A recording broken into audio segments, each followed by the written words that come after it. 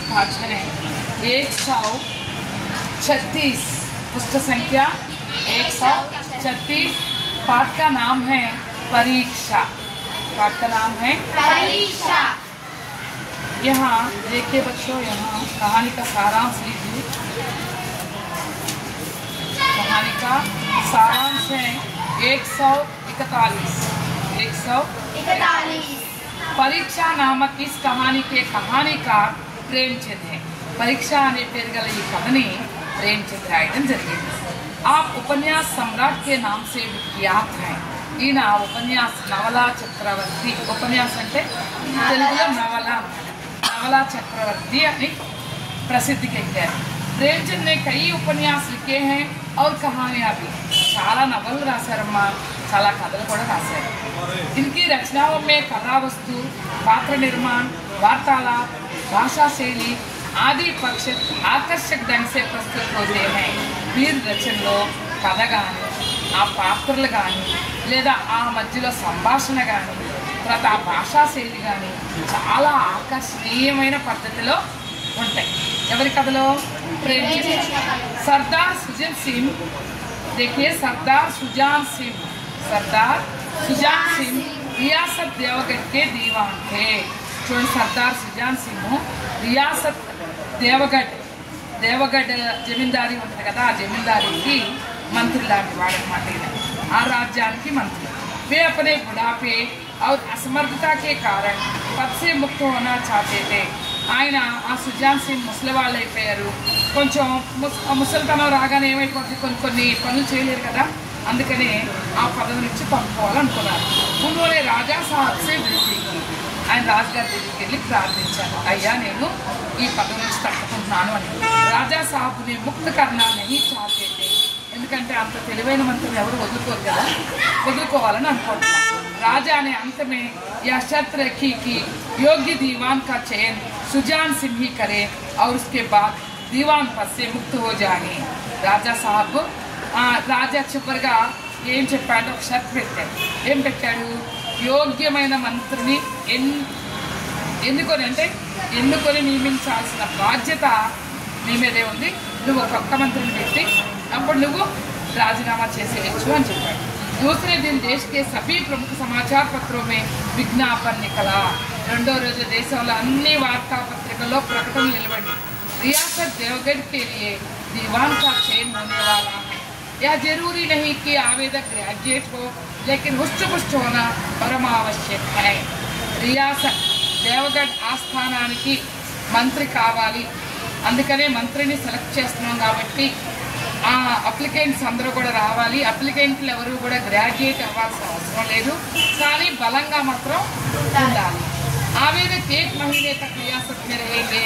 ఎవరైతే అప్లై చేసుకుంటారో ఆ అప్లికేషన్ పెట్టిన వాళ్ళందరూ కూడా ఒక నెల రోజులు ఆస్థానంలో ఉండాలి। उनकी रहन सहन आचार विचार की जांच होगी। వాళ్ళ అలవాట్లు, వాళ్ళ వ్యవహారం ఎలా ఉందో పరీక్ష పెడతారు। अंत में फल घोषित किया जाएगा। చిట్ట చివరికి ఒకళ్ళని ఎన్నుకుంటారు।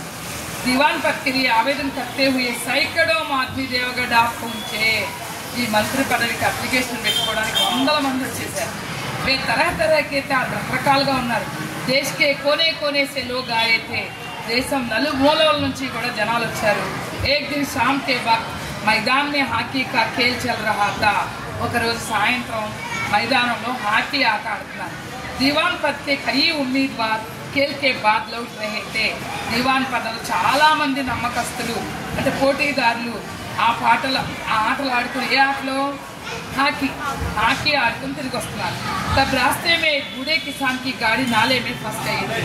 వాళ్ళు వచ్చే దారిలో ఒక ముసలి రైతు బండి మురుగులో కూరుకుపోయింది।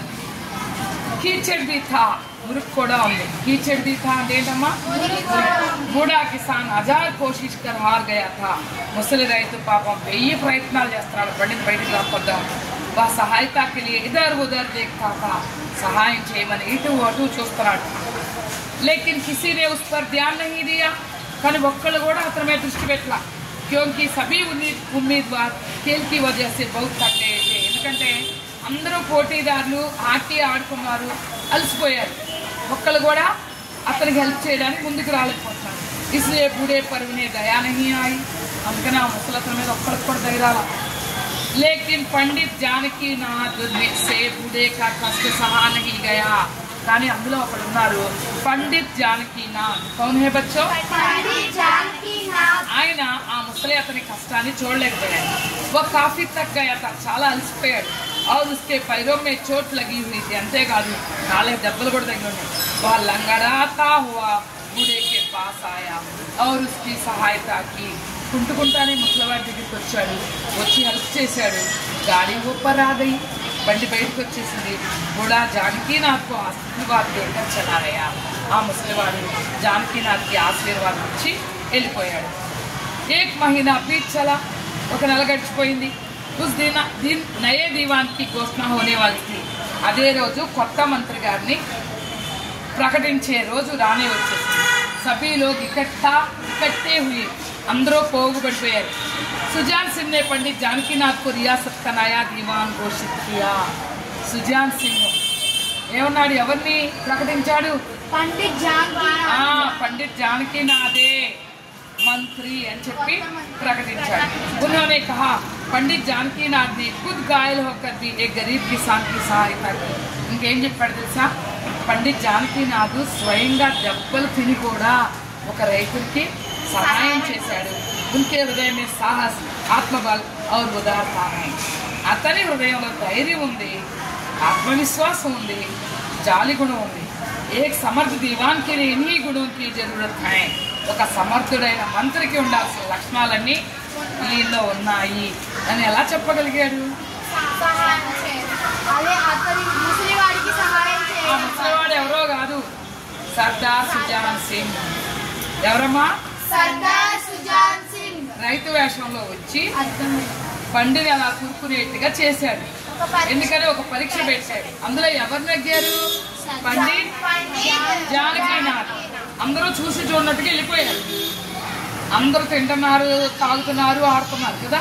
అది देखिए कहानी कैसी है? बहुत अच्छी है ना। कहानी का नाम क्या है? परीक्षा। लेखक कौन है? अच्छा बच्चों, धन्यवाद।